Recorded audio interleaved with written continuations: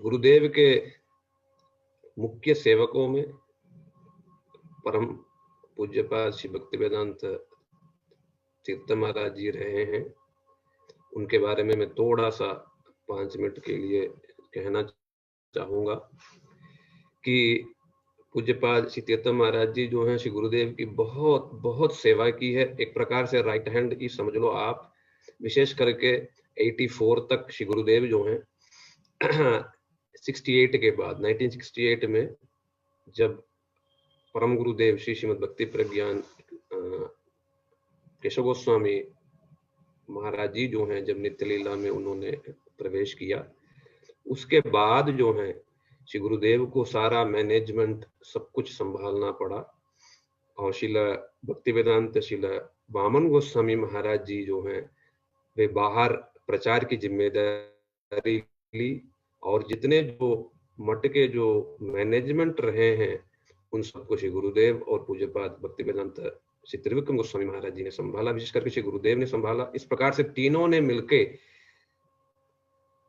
परम गुरुदेव के बाद श्री गौड़ी वेदांत समिति की इतना सुंदर रूप से उन्होंने 30-40 साल उसको भी चलाया, जिसको शब्दों में मतलब कह नहीं सकते हैं।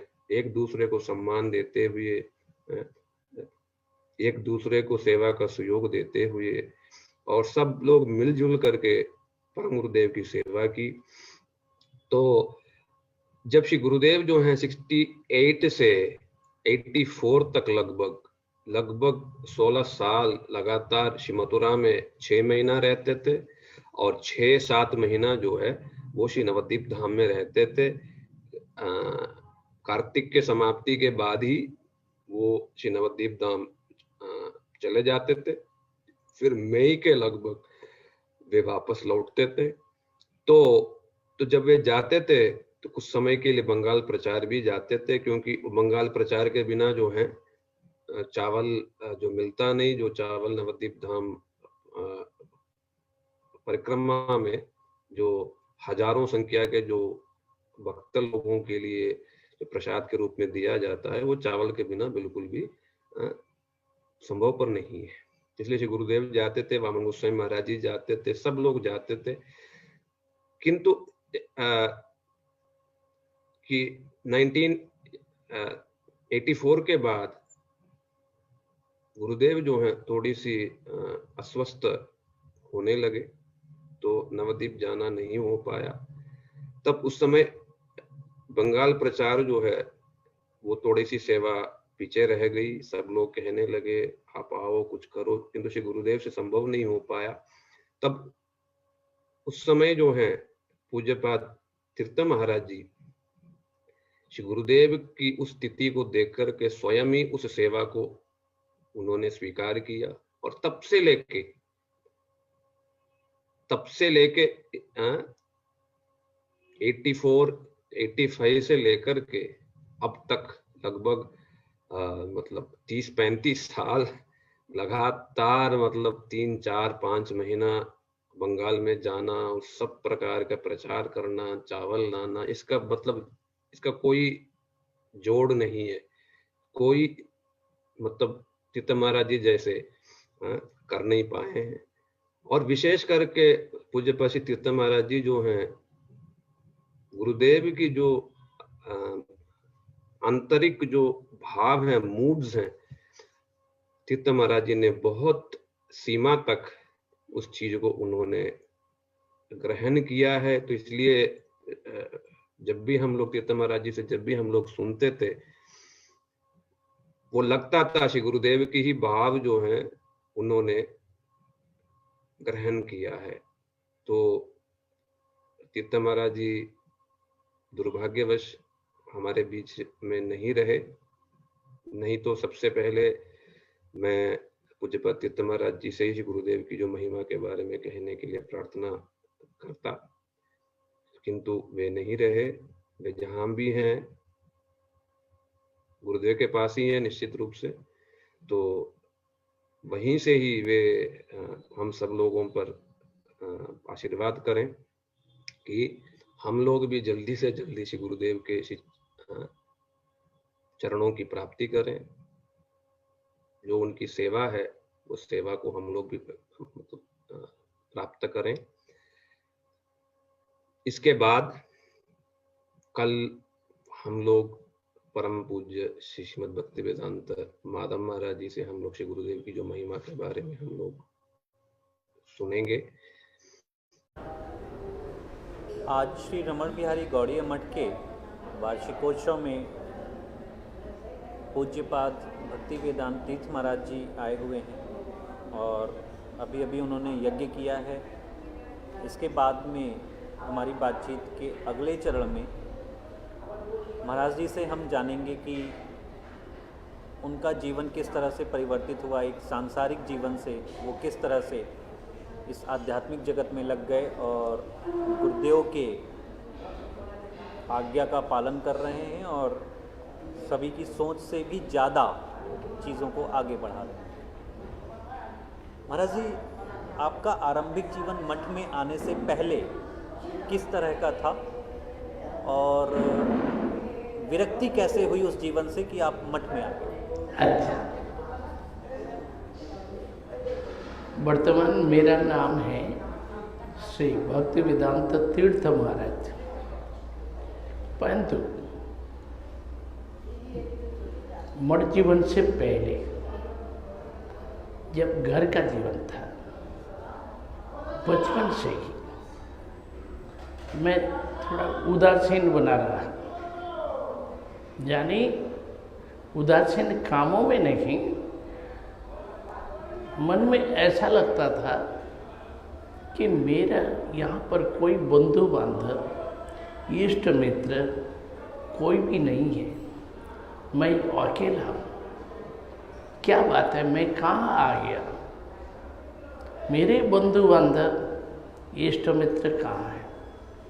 इस प्रकार का उदासीनता बनी रही, परंतु वो मन में मैं बाहर कभी व्यक्त नहीं किया। बचपन में ही खेलते कूदते हुए जीवन गया, स्कूल में पढ़ते हुए, फिर पिताजी के साथ जो बिजनेस था उसमें भी मैं बचपन से ही लगा, उनके साथ में रहा। परंतु मुझे एक ही बात कांटे की तरह चुभता था कि मेरा यहाँ पर कोई नहीं है, मेरे साथी कहाँ है, ऐसे मुझे लगता था। मैंने माँ से पूछा, माँ कहती थी कि तुम्हें मैं रख नहीं पाऊँगी। क्यों? मुझे कोई संतान नहीं था। तब मैंने जगन्नाथ जी से मानत किया था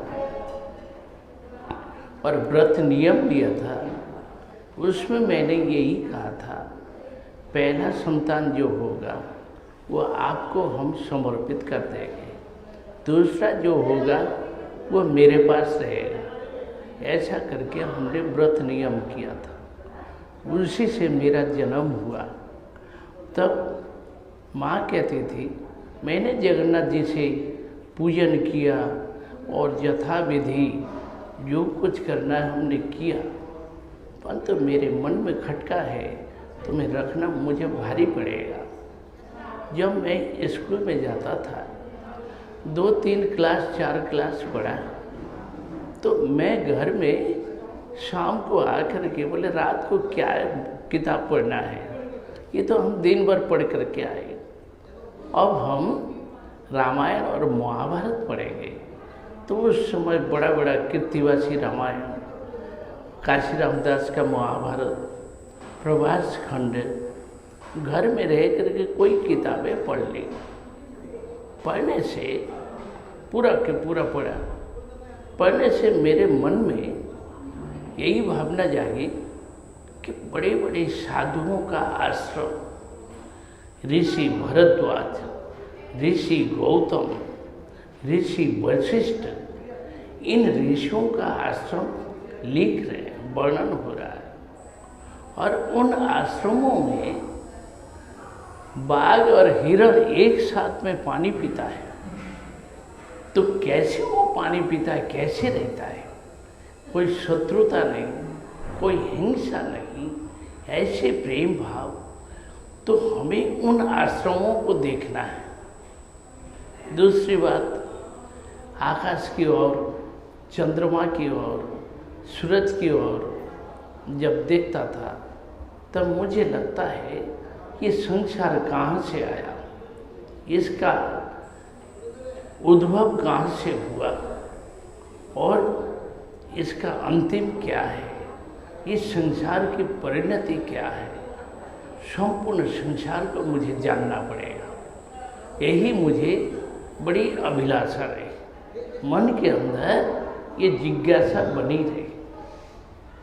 घर में जब मैं स्कूल में पढ़ता था, केवल क्लास 7 में ही पढ़ा था, परीक्षा थी, वृत्ति परीक्षा होनी थी, उस समय नहीं हुई, तो 7 की परीक्षा दे करके जब मुझे छुट्टी मिली 1 महीना की, उस समय पिताजी के साथ बैठकर मैं बात करने लगा कि पिताजी ये घर संसार क्यों, किस लिए, क्यों ऐसे किया जाता है, तो क्या किया जाता है।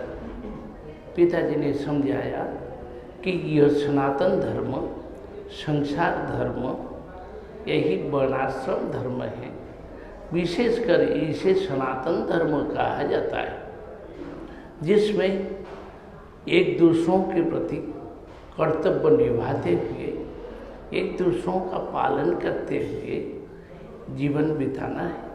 उसके साथ भगवान का भजन पूजन, पूजा पाठ इत्यादि करना है। घर में मंदिर है, ठाकुर जी की सेवा पूजा होती है, परंतु वे लोग उस समय ऐसे ही वैष्णव रूप से हैं, भक्ति करने वाले, भजन पूजा पाठ करने वाले, परंतु दीक्षा मंत्र लेकर के, जो गुरु से दीक्षा लेकर के वैष्णव होना था, ये नहीं हो पाए थे। सामान्य रूप से बड़े वैष्णव मत वाले थे। तो ऐसे था, मैंने पिताजी से कहा कि आपने जो बात कही है हमें पसंद नहीं आया, इससे आगे और कुछ बात बताइए।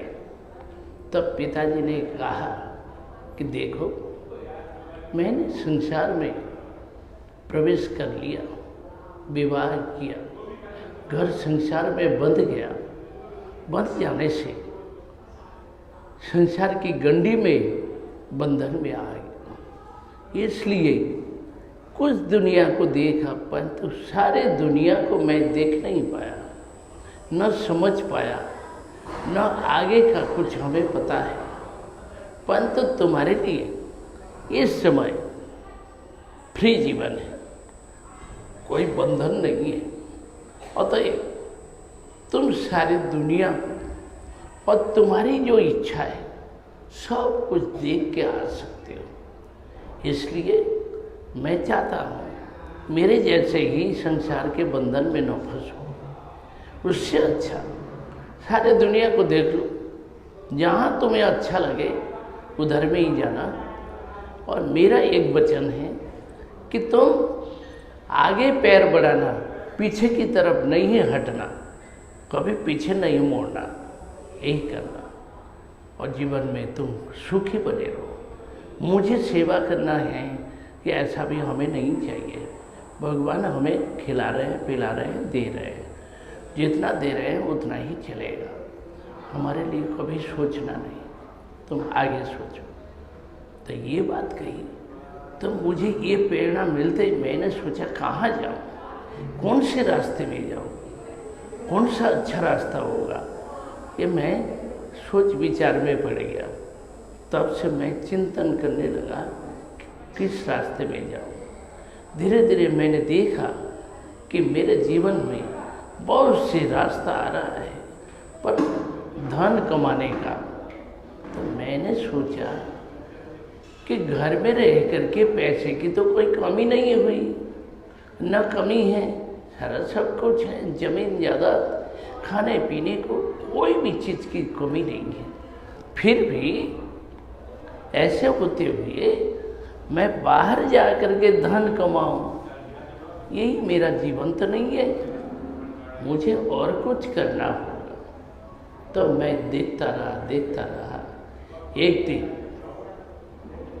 शाम को अंधेरे में एकांत में बैठकर रोने लगा, भगवान से प्रार्थना करने लगा कि प्रभु हमें एक रास्ता दिखाइए, मेरा जीवन का रास्ता कौन सा है। मैं कोई धन कमाने नहीं आया, किसी उपार्जन में नहीं जाने का है, मुझे और कोई महत्वपूर्ण काम करना है, मैं उसको जान नहीं पा रहा, आप मुझे बताइए। इस तरह से मैंने एकांत मन से खूब रोया, प्रार्थना की, और वो प्रार्थना मुझे सफल लगा कि जबकि रात को सोते हुए स्वप्न में आ गए, उन्होंने पूरा के पूरा दर्शन दिया और बड़ा सुंदर सिनारी से लेकर के उन्होंने अपने जीवन का सारा दिखा दिया। भगवान ने दिखाया, तो दिखाने से तब मुझे आया कि यही मेरा रास्ता है, मुझे इसी रास्ते में जाना पड़ेगा। फिर भी मैं चुप रहा। बड़ी बड़ी जिम्मेदारी घर के कामों में मुझे पिताजी ने दिया है, उन कामों को करता रहा। 7वें दिन में फिर से उन्होंने सपना दिया और बोला कि तुम क्यों नहीं जा रहे हो, अभी तक क्यों नहीं निकला, अभी निकलो। मैंने उनकी तरफ देखा, बड़ी तेज मूर्ति में महाप्रभु जी ने आदेश दिया। मैंने कहा चलो, अभी मुझे संसार का कुछ देखना भी नहीं हुआ, कुछ भी नहीं हो पाया। बोलते हैं अभी साधु बन जाओ। अच्छा चलो, जब बोल दिया तो बोल दिया चलेंगे। अभी रात को 3 बजे का टाइम था। उस समय मैंने हाथ मुँह धोया, कपड़ा पहन करके निकल गया घर से बाहर। निकल के रास्ते में चलने लगा, 2-1 किलोमीटर रास्ता चल गया तो सुबह भोर में एक वृद्ध व्यक्ति मिल गए। उनसे मैंने पूछा किसी भक्त के घर में कोई मंदिर हो, राधा गोविंद का मंदिर, आप बताइए। उन्होंने एक एड्रेस बोल दिया। तब मैं उसी हिसाब से उनके वहाँ पहुँच गया। जाते ही उन्होंने उठ करके मंगल आरती की, दरवाज़ा खोला, मंदिर का दर्शन हुआ, भगवान का दर्शन किया, आरती कीर्तन सुना। फिर उन्होंने कीर्तन सुनाया, थोड़ी देर प्रवचन भी सुनाया। सुना करके फिर वो कपड़े पहनने लगे कि कहीं जाने के लिए। मुझे कहने लगे मैं आज एक जगह साधु सम्मेलन में जा रहा हूँ, क्या तुम जाओगे? तो मैंने कहा हाँ जाऊँगा। तो मैंने तो पैसा नहीं लाया। तो बोले कि अच्छा चलिए थोड़ा घर के तरफ से चले तो उधर से पैसा ले लेंगे। ऐसा कह करके मैंने घर में जा कर के माँ को प्रणाम किया। बोला कि आज कहीं मैं जा रहा हूँ, फिर आ जाऊँ या नहीं तो कल आ जाऊँगा, चिंता नहीं करने का। इतना कह करके पैसा लिया, कुर्ता लिया, फिर वहाँ से चल दिया। फिर चलते चलते उनके साथ हम गाड़ियों में गए। जाते जाते दोपहर को 1 बजे एक घर में जो मूर्ति स्थापना हो रही थी, हमारे गुरुजी श्रील भक्ति वेदांत नारायण गोस्वामी महाराज, श्रील भक्ति वेदांत वामन गोस्वामी महाराज और साधु लोग भी वहाँ आए हुए थे।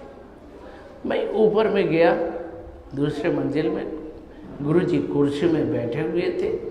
उनका मैंने दर्शन किया, एकदम सिर झुका के उनके चरणों में प्रणाम किया। मुँह के सामने मुँह रख करके मैं उनको देखने लगा। जैसे ही देख रहा था तो गुरुजी मुझसे बोले कि देखो अब तुम्हें घर में नहीं रहना है, मेरे साथ चलो, तुम्हारे जीवन की सारी जिम्मेदारी मैं लेता हूँ। तुम्हें जो कुछ पढ़ाना है, सिखाना है, जो कुछ कराना है वो मैं कराऊंगा और मेरे साथ में चलो। गुरुजी ने जैसे कहा, मैंने कहा गुरुजी मैं अवश्य आऊँगा शब्द सुन करके उन्होंने कहा अच्छा तुम तीसरे दिन में मेरे पास आ जाना। मैंने कहा कि ठीक है मैं आ जाऊँगा, परंतु मैं जानता नहीं हूँ ये कौन से साधु हैं, कहाँ से आए हैं, कहाँ रहते हैं, कौन है नहीं है, कुछ भी पता ही नहीं। इसी प्रकार मैंने पूछा भी नहीं।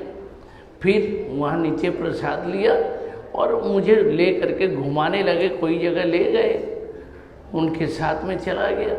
रात को आया 8-9 बजे, आकर के थोड़ी देर बैठा, फिर प्रसाद पा के सो गया। अच्छा, सुबह उठ करके देखा गुरुजी और सभी लोग भोर में चले गए वहाँ से, और तब तक मैंने देखा कोई है नहीं। मुझे कोई एड्रेस का पता नहीं, नाम पता कुछ भी नहीं रहा। अच्छा, जिनसे मैंने मिला था उनका नाम इतना केवल जान लिया था कि वे श्री नारायण गोस्वामी महाराज हैं, इतना ही मैं जान लिया था। फिर भी मैं भूल गया। दूसरे दिन सुबह मैं घर चला गया। दुकान का सामान लाना होता है, तो बड़ा दुकान है, तो पिताजी बोले ये सामान आएगा। मैंने कहा ठीक है ला देता हूँ। बड़े शहर से सामान लाना होता था। ऐसे ऐसे करके दूसरे दिन चला गया। तीसरे दिन बोले कि और कुछ सामान लाना है, तो मैंने कहा ठीक है। लेने के लिए गए, जा रहे थे, माता जी ने रसोई बना करके खिला दिया।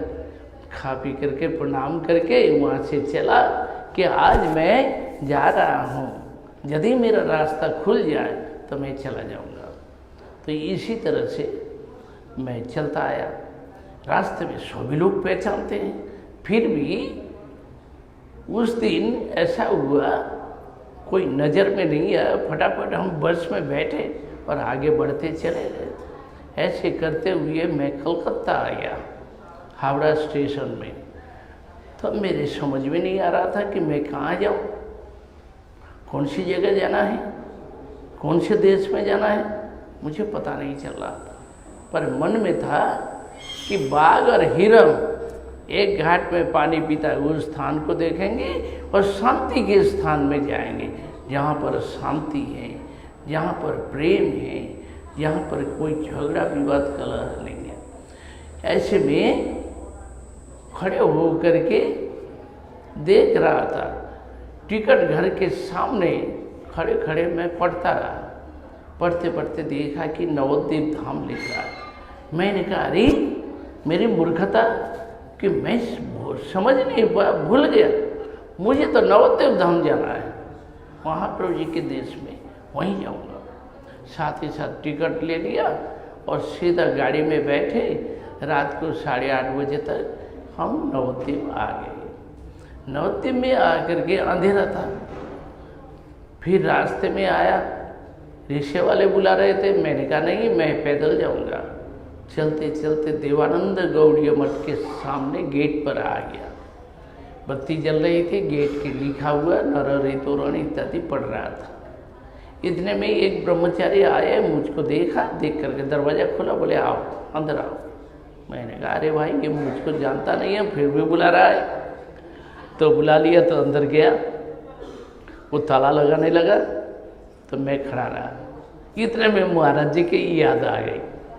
तो मैंने कहा भाई मैंने एक साधु का दर्शन किया जिनका नाम श्री नारायण महाराज है, वो कहाँ मिलेंगे? बोले वो तुम उनसे मिलना चाहते हो? देखो ऊपर बरंडा में हरिनाम कर रहे हैं, पायचारी कर रहे हैं प्रसाद पाने के बाद। तो उन्होंने मुझको देख लिया, मैं भी उनको देखा। बोले इधर आओ इधर। मैं दौड़ के गया, उनके चरणों में प्रणाम किया। बड़े खुश हुए, बड़ी प्रसन्नता हुई। फिर मुझको भेजा प्रसाद के लिए।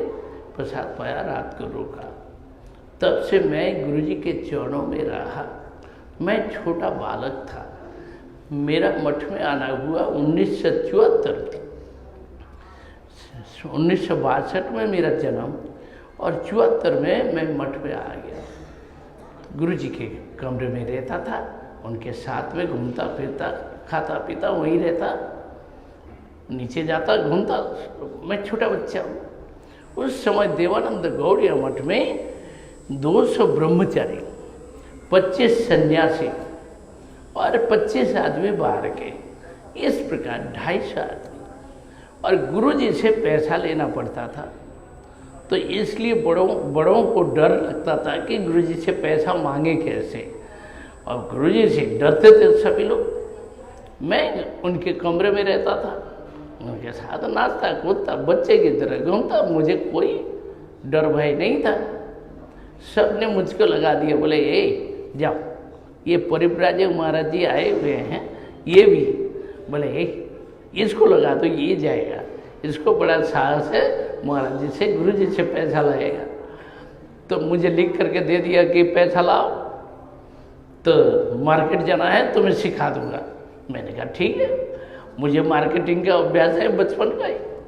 तो फिर गुरु जी के पास में गया, बोले पैसा दीजिए, हम जाएंगे मार्केट, जाएंगे सब्जी लाएंगे। गुरु जी बोले यही तुम्हें क्यों भेजा? मैंने कहा वे लोग बोले कि आपसे भी डरते हैं, घबरा जाते हैं, इसलिए मुझे भेजा। तब गुरुजी ने पैसा दिया और क्या क्या सब्जी बनेगा, कितना सब्जी बनेगा, लोगों को कितने परिमाण सब्जी चाहिए, कितना दाल चाहिए, कितना चावल चाहिए। 250 लोगों के लिए चावल ऐसा बनेगा जिससे कि बचेगा नहीं, फेंकेगा नहीं, तो सबको पूरा हो जाएगा, कोई कमी ना हो। तो ऐसे हिसाब गुरुजी ने सिखाया और उसी तरह से चलता रहा। नवद्वीप का मैं भंडार डिपार्टमेंट में मैनेजर बन गया और पूरा मैनेज करता रहा। तो ऐसे ऐसे 2 साल मेरा बीता, 1974 से लेकर के 75 तक, 74, 75 में वहीं रहा और मैनेजमेंट करता रहा। परंतु 75 में जबकि परिक्रमा हुई, होली के बाद मुझे बहुत मेहनत हुआ, बुखार आया, बड़ा तेज तर्रार बुखार, 3 महीना 3.5 महीने तक बुखार चलता रहा।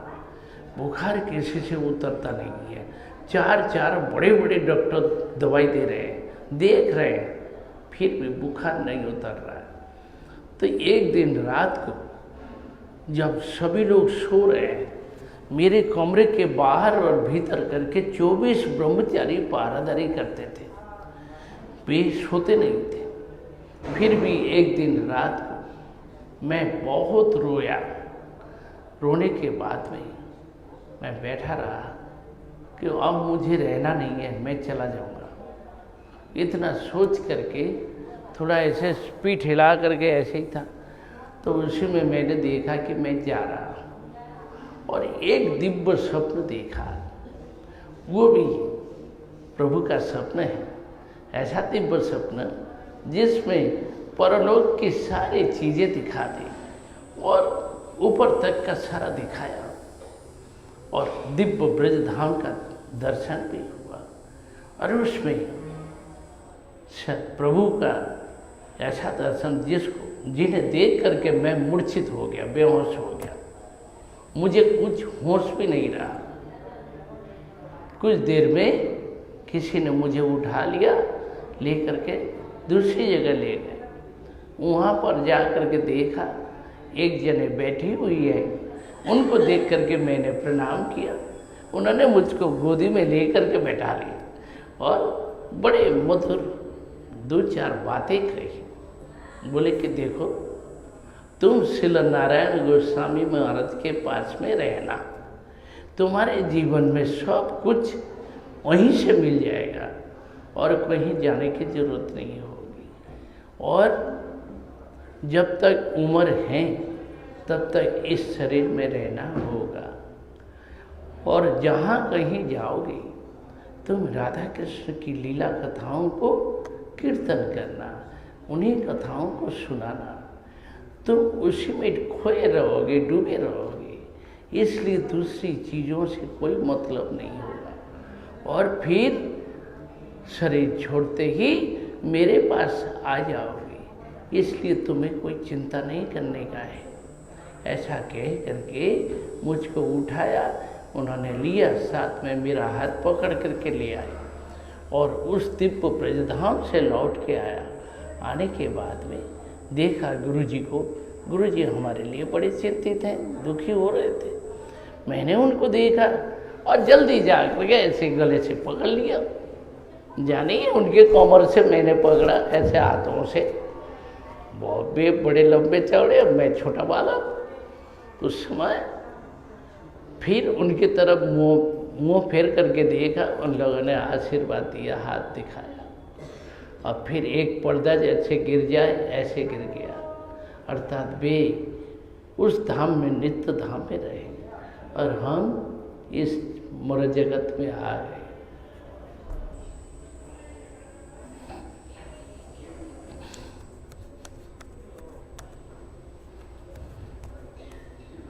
इसके पश्चात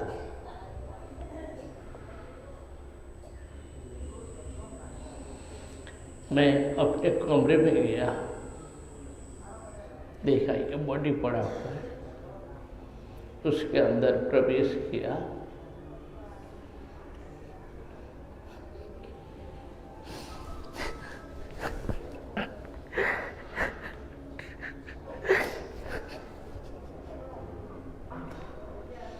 इसके पश्चात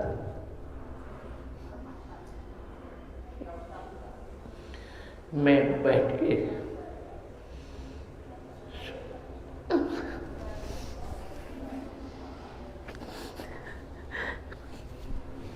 सब कुछ देखने लगा, वही सब चिंतन करने लगा। इसके पश्चात मंगल आरती की हुई, तो मंगल आरती में सभी लोग चले गए थे, मैं अकेला कमरे में था। तो उस समय उठ करके मैंने कपड़े को संभाल लिया, एक कपड़ा सिर से भी ओढ़ करके मैं बाहर निकला, जबकि मैं मंदिर के पीछे रहता था एक कमरे में, और गुरुजी गेट के सामने कम से कम 200 मीटर के दूरी पर ऊपर वाले कमरे में थे। मैं वहाँ से पैदल चला गया, जाके गुरुजी के कमरे में गया। गुरुजी देख करके चौंक उठे, बोले इतना बुखार चला कैसे आया? मैंने कहा गुरुजी मेरा बुखार चला गया और नहीं आएगा। बुखार गया, हाथ देखने लगे, शरीर ठंडा था, बुखार नहीं है। फिर भी उनका मन नहीं मान रहा था। एक ब्रह्मचारी आए प्रणाम करने को, उस समय गुरुजी ने उसको कहा जा तो इसके कमरे से थर्मोमीटर लिया, आज बुखार चेक करेंगे। तो वो लेने चले गए। तब मैंने गुरुजी को वो कहानी सुनाई जो मैंने सपनों में देखा, जो जो बातें हुई हैं। गुरुजी सुन करके बड़े खुश हुए, बोले यही तुम्हें पहचान कैसा हुआ, सबको तुम कैसे पहचान गए? मैंने कहा मुझे तो कोई पहचानने में कोई दिक्कत नहीं आई, मैं तो सबको पहचानता हूँ, बड़ी आसानी से हुआ। तो बोले अच्छी बात। तो उन्होंने बुखार देखा, जीभ में थर्मोमीटर लगा के बुखार नहीं था। फिर भी बोले 3 दिन बाहर नहीं निकलना है, हवा नहीं लगाना है। तो एक कमरे में रख दिया, गुरुजी के बगल वाले कमरे में रहने लगा। तो फिर से बुखार नहीं आया। वो है 74। आज तक मैं देख रहा हूँ, मुझे वो बुखार कभी नहीं आया, तब तक अच्छा रहा। अभी थोड़ा सा इसी साल तबीयत खराब हुई, इससे अतिरिक्त कभी कोई बिगड़ना नहीं हुआ, तबीयत बिगड़ी नहीं किसी भी प्रकार से, तब से सही रहा। और जो मैंने स्वप्न देखा उससे प्रभु की इतनी कृपा मिली, जो कि मैंने शरीर ठीक होते ही भंडार में चला गया। फिर गुरुजी के लाइब्रेरी से मैंने किताबें निकाली, मोटी मोटी बृहत भागवतामृत की किताबें निकाल ली और उसी को पढ़ता रहा। एक दिन मैंने पैसा लेते लेते गुरुजी से कहा, गुरुजी आपके अलमारी में 3रा पाठ दिख रहा है, ये मुझे दीजिए। बोले क्यों, क्या करोगे? बोले इसको पढ़ूंगा। बोले ये तुम क्या पढ़ोगे? मैं इसको पूजा करता हूँ, यहाँ रखा हुआ हूँ, ये किताबें यहाँ रखी हुई है, मैं इसकी पूजा करता हूँ। मैंने कहा गुरुजी मैंने इसको पढ़ लिया, सारा कंठस्थ हो गया, मुझे जहाँ पूछेंगे वहाँ से बोलूँगा। और बड़ा सुंदर लगा, ऊपर से नीचे, नीचे से ऊपर संपूर्ण ब्रह्मांड, फिर गोलोक धाम तक, ऊपर नीचे कहाँ क्या चीज़ है सारा वर्णन हो गया। तो फिर देख रहा हूँ आपके पास 3रा किताब भी है। तो गुरुजी बोले अच्छा बोल पाएगा? बोले हाँ। तो बड़े खुश हुए, बोले ठीक है मैं तुम्हें किताब दूंगा, तुम 10:30 बजे 11 बजे फ्री हो जाओगे तब तुम ले जाना। मैंने कहा अच्छा ठीक है। तो गुरुजी ने किताब रख लिया। मैं तो बाजार गया, सारा सब्जी ला करके, सब्जी कटवा करके रसोई घर तक पूरा व्यवस्था बना दी। इसके बाद जैसे आया तो गुरुजी ने मुझको 60 संदर्भ ग्रंथ दिया कि ये 6 संदर्भ हैं, इसको पढ़ना पड़ेगा और कंडीशन ये रहेगा जितना तुम पढ़ोगे उतना मुझे सुनाओगे, और यदि समझ नहीं पाया तो मैं तुम्हें समझाऊंगा, मैं सुनाऊंगा। तो बोले अच्छी बात है। तो इस तरह से उन्होंने दे दिया। मैं जानता नहीं था कि ये 60 संदर्भ ग्रंथ जो हैं ये MA PhD वालों के, डिलीट वालों के ग्रंथ हैं। माने बहुत ऊंचे दर्जे में, बड़े बड़े सन्यासियों के लिए, साधारण व्यक्ति के लिए नहीं होता है। तो मुझे तो समझ में नहीं था, फिर भी मैंने ले लिया और उसमें से भक्ति संदर्भ ले करके मैं वहीं बैठ गया गुरुजी के कमरे में, थोड़ा सा खोल करके पढ़ने लग गया। पढ़ते पढ़ते एक चूहिया की कहानी आई, बड़ा सुंदर चूहिया की कहानी। एक चूहिया घी पीते पीते आग में जल करके मर गई, दूसरे जन्म में राजकुमारी बनी और राजकुमारी से वो भगवान को बत्ती दिखाती रही, भक्ति करती रही और उसी से भक्ति मिली, वो वैकुंठ को सीधा चली गई। बोले कहाँ थी चूहिया, कहाँ राजकुमारी और कहाँ भगवान का पार्षद बन करके चली जाए। इतना बड़ा प्रमोशन ऐसे अज्ञात रूप से भक्ति करते हुए यदि मिले तो जानबूझ करके भक्ति करेंगे तो क्या होगा। मुझे बड़ा इंटरेस्ट लगा, गुरुजी को सुनाया। गुरुजी बड़े खुश हुए, बोले तब से बोले कि रोज दिन मुझे सुनाना। तो मैं पढ़ करके जाता और सुनाता। तो इसी तरह से गुरुजी का मुँह लग गया। बच्चे मुँह लगे बच्चे जैसे, ऐसे ही मुँह लगने वाला बच्चा। और गुरुजी बड़ा प्यार करते थे। मैं छोटा बच्चा उस समय, मुझे कोई भेदभाव, कोई बड़ों का ज्ञान कुछ भी नहीं है। बच्चे की उधम मचाने वाला, खेलने वाला, नाचने वाला, और गुरुजी के पास जाके बोलना है, जितना पढ़ करके जाऊंगा बोलना है तो बोलता था। गुरुजी बड़े खुश होते थे।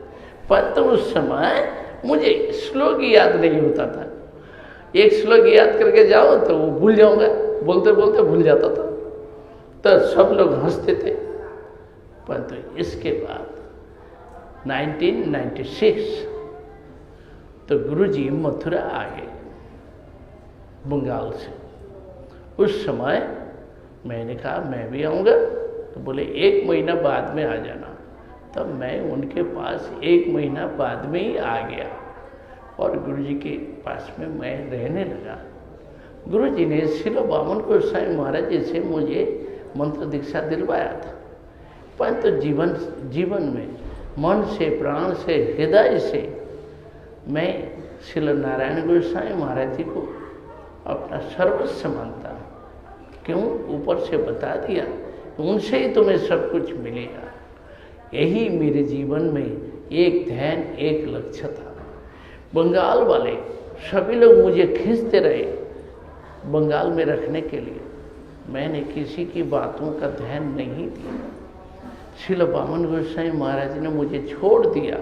उन्होंने भी 4 घंटा मेरी परीक्षा ली। लेने के बाद उन्होंने भेजा, बोले कि अच्छा तुम महाराज जी के पास में रहना, वहीं रहना। तब से मैं महाराज जी के पास में रहा और मथुरा में प्रतिदिन सुबह 60 से 70 श्लोक याद करता था, गुरु जी की सेवा करता था। दोपहर को 12 बजे से 5 बजे तक स्कूल में पढ़ने जाया करता था।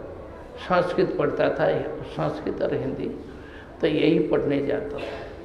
फिर उसी के साथ साथ गुरु जी ने जितने भी किताबें हैं श्रील विश्वनाथ चक्रवर्ती ठाकुर के और श्रील भक्ति विनोद ठाकुर जी के सभी किताबों को उन्होंने सुनाया, पढ़ाया। हम लोग पढ़ते रहे और प्रवचन में विशेष विशेष प्रसंग लेकर के हम लोगों को सुनाते रहे, सिखाते रहे। ऐसे ऐसे करके हम लोगों को ग्रंथ अध्ययन में खूब लगाया। गुरुजी का संदेश था कि कोई भी किताब छूटे नहीं जो तुमने देखा नहीं हो, पढ़ा नहीं हो। इस तरह का गुरु जी का आशीर्वाद रहा और आदेश वचन। तो ऐसे ऐसे करते हुए हम लोग गुरु जी के साथ में रहे हैं।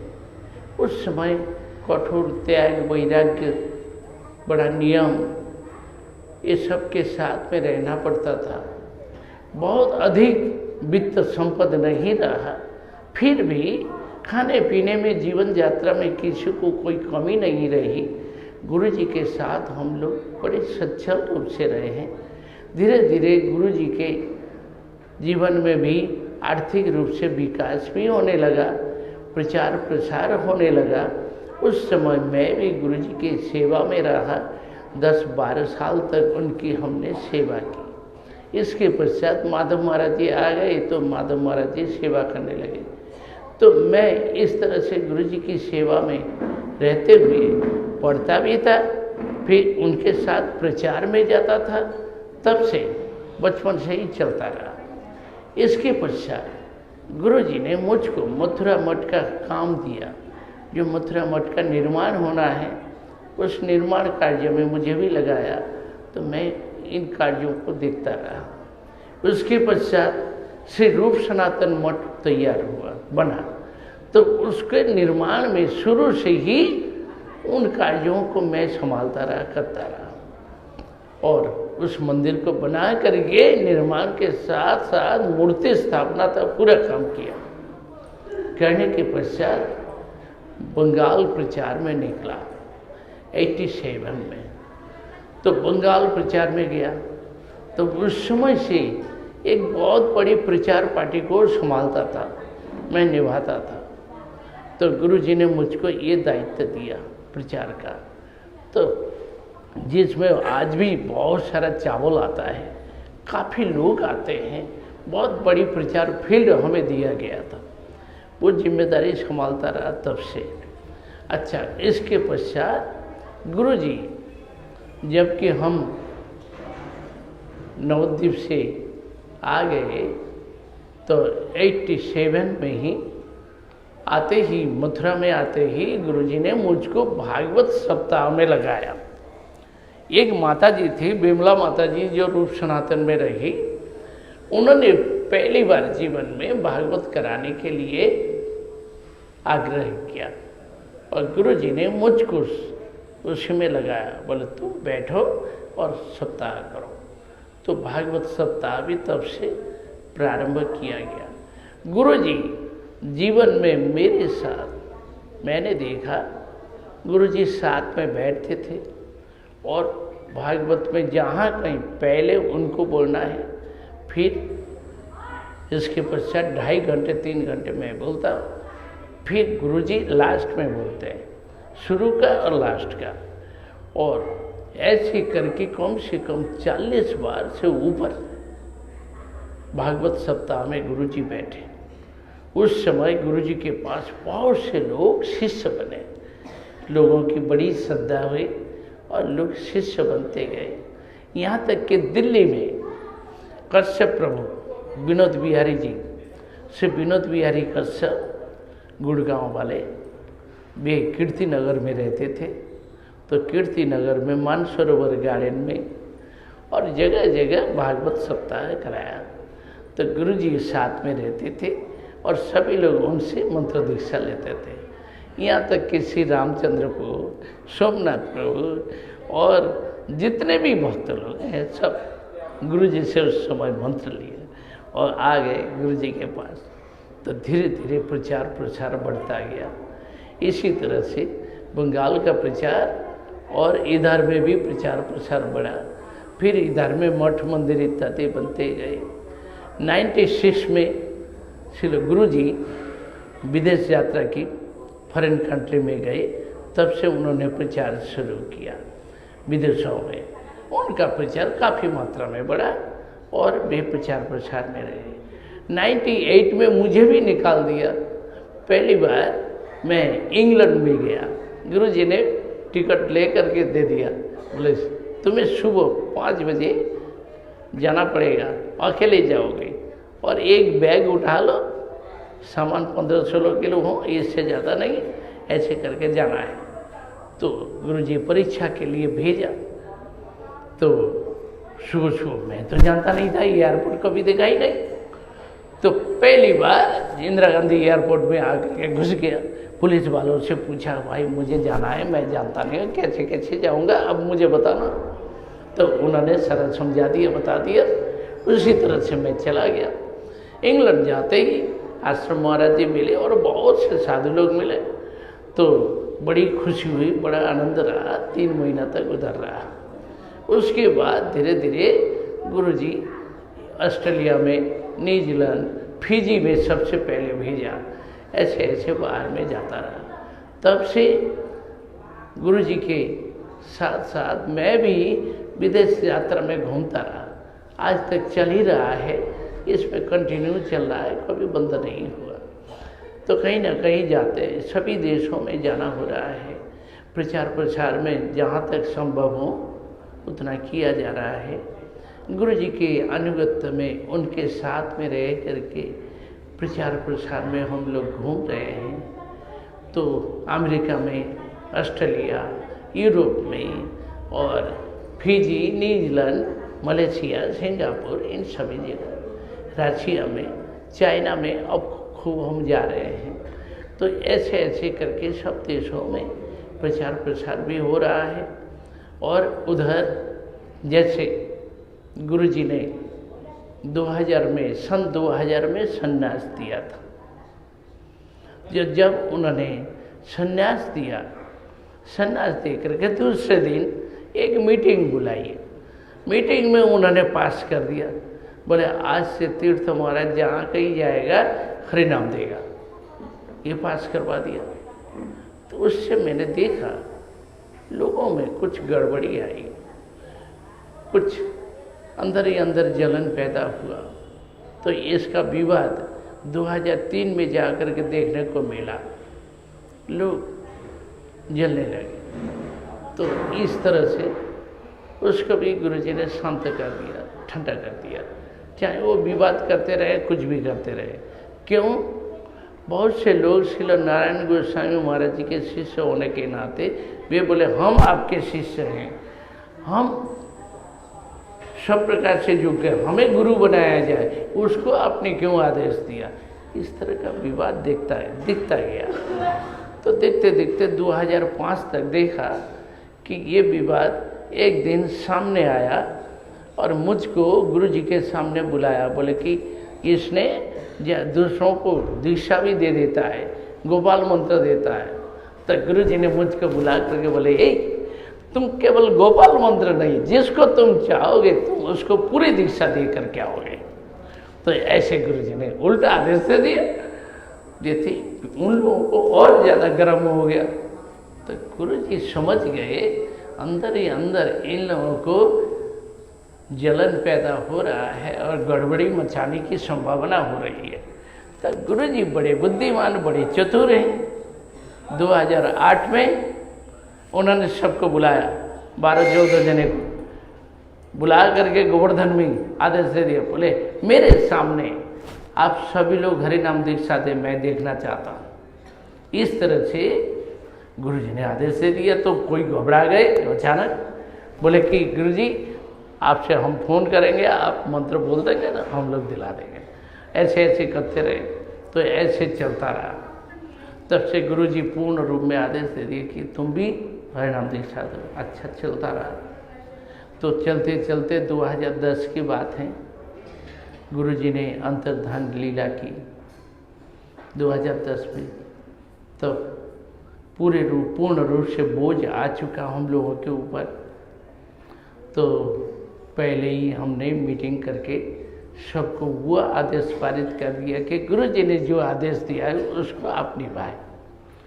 जो गुरुजी ने हरिनाम दीक्षा देने की बात कही, इस पर कोई किसी से विवाद नहीं करें, आपस की लड़ाई झगड़ा नहीं हो।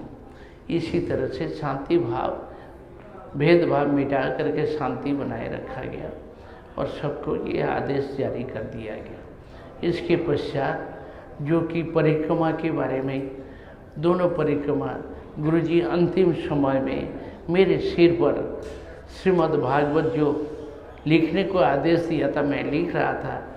तो पहला किताब ला करके उनको दिया गया, गुरुजी के जाने से पहले ही।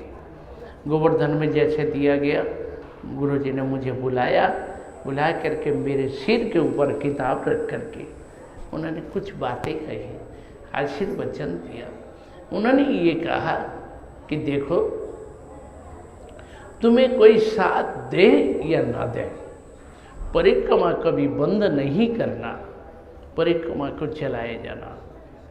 और उन्होंने 3 P का आदेश दिया, एक परिक्रमा, एक प्रचार प्रसार, दूसरा है पब्लिकेशन। पब्लिकेशन कभी बंद नहीं होना चाहिए। तुम जो लिख रहे हो, मैंने भागवत पढ़ लिया और मुझे बड़ी खुशी है। इस खुशी के साथ मैंने तुम्हारा पूरा चेक किया है, तुम आगे लिखते चले जाओ और इसी से सफलता मिलेगी। गुरुजी ने आशीर्वाद दिया और उसके साथ गुरुजी ने कहा कभी लिखना बंद नहीं करना, प्रचार बंद नहीं करना और परिक्रमा बंद नहीं करना, चाहे कुछ भी हो जाए। तो उस समय गुरुजी ने जो हम लोगों को आदेश दिया था, दलील भी बना करके दिया था, जिसमें उन्होंने त्रिसत्य करके ये भी कहा है कि जितने भी स्थावर अस्थावर संपत्ति हैं होल वर्ल्ड में, जहाँ जो कुछ भी है, तो सारे संपत्ति का जो कि माधव महाराज और प्रेमानंदपुर और तीर्थ महाराज, ये 3 जने उत्तराधिकारी रहेंगे और संभालते रहेंगे, देखते रहेंगे। कोई एक व्यक्ति यदि थोड़ा अलग हट जाए तो भी 2 जने देखेंगे, इसमें कोई संदेह नहीं है। और मिल करके रहे, ऐसे गुरु जी का आशीर्वाद रहा। ये आशीर्वाद दे के गए, तब से परिक्रमा चलती रही और आज तक भी चल रहा है। थोड़ा बहुत गुरु जी के जाने के पश्चात थोड़ा सा मनमुटाव विचारों में, बातों में कुछ आया हो, तो उसमें ज़्यादा कुछ नहीं आया, कोई खटपट नहीं हुआ। सामान्य रूप से थोड़ा सा मामूली सा ऐसी कुछ बातें आई और फिर वो सुलझ गया, सारा सब संभल गया और शांति में बना रहा। गुरु जी के जाने के पश्चात आज तक 2018, जो कि आज की परिक्रमा भी बड़े सुष्ट रूप से चली है, लोगों का उत्साह बढ़ा है। और हमारे गुरु भाइयों में जो कि गुरु जी के जाने के पश्चात गुरु जी अकेले वे दीक्षा दिया करते थे, सब जगह जाते थे। अब हमारे गुरु भाई लोग बहुत से बन गए हैं, सब लोग मिल करके प्रचार कर रहे हैं, हमारा प्रचार प्रसार बढ़ रहा है और सेवकों की, शिष्यों की संख्या गिनती में संख्या में काफ़ी मात्रा में बढ़ी है और बड़े उल्लास के साथ हम लोग मिलजुल करके हैं और एक साथ चल रहे हैं। तो ऐसे ही मठ जीवन के साथ में हम लोग भजन साधन में जितना जो कुछ भी बने, गुरु जी के अनुगत्य में, आज भी उन्हीं की परंपरा में उनकी आज्ञा का वहन करते हुए हम सभी लोग काम कर रहे हैं और सेवा में लगे हुए हैं कि जीवन भर हम गुरु जी के आदेश का पालन करें, भजन करें और गुरु जी के मार्ग पर चलते हुए हम उनके चरणों तक पहुंच पाए। ये हमारा उद्देश्य है और इसी तरह से बड़ी सफलता के साथ में चल रहा है और किसी में कोई मनमुटाव, कोई मनोमालिन्य, भेदभाव नहीं रहा है और गुरु जी के विधान के अनुसार उसी तरह से चल रहे हैं, जो कि सभी गुरु भाई लोग बड़े आदर करते हैं, मानते भी हैं। जिस बात को कहा जाएगा वो मान लेते हैं। इसी तरह से हमारे IGBT जो इंटरनेशनल गौड़ीय वेदांत ट्रस्ट और GVST गौड़ीय वेदांत सोसाइटी, ये दोनों इसके साथ जितने जितने नए नए मंदिर बन रहे हैं, बहुत से मंदिर हमारे पास बन चुका है। अभी बंगाल में 20 मंदिर हैं, पुरी का मंदिर है, जगह जगह मंदिर बने हैं और भी बन रहा है, चल रहा है। प्रचार प्रसार कार्यक्रम, पब्लिकेशन सभी ओर से हम लोग आगे प्रगति की ओर हैं कि सबको लेकर के चलना होता है, तालमेल मिला के चलना होता है। तो आज तक हमारे गुरु भाई लोग हमें साथ दे रहे हैं, इससे हमें बड़ी खुशी है और आनंद है कि हम लोग एक राह पर चलते रहे। ठीक है, और कोई प्रश्न हो अवश्य करें। हरे कृष्ण महाराज, दंडवत प्रणाम। जय राधे, गौर ब्रह्मानंदे, हरे हरे। तीर्थ महाराज को मान्य नहीं, गुरुदेव के प्रथम सेवा को माना जाए हमारे तीर्थ। उस समय शुभानंद ब्रह्मचारी बहुत सेवा भी करते थे, देश विदेश में सर्वत्र उन्होंने प्रचार किया। चाइना में इतने प्रचार किया जो भाषा भी नहीं जानते, कुछ नहीं जानते, हम भी जो जानते हैं, हम देखा जो उनकी प्रभाव, इसमें कहते हैं गुरु कृपा। गुरु कृपा ही केवलम, जो कोई निष्कपट गुरु रूप में सेवा करे वो व्यर्थ नहीं जाएगा। बोले वृंदावन सेवा के फल उसकी प्राप्ति होगी। तीर्थ महाराज कैसे गुरुदेव के ये रत्न था, वो रत्न आज हम ऊपर के आज वो यहीं की है। हमें कृपा करें, आशीर्वाद करें। वास्तविक है, जब कोई महापुरुष जगत में रहते हैं उसके महिमा हम समझ नहीं पाते, किंतु जब ये संसार से जब My dear sons and daughters, we will meet again.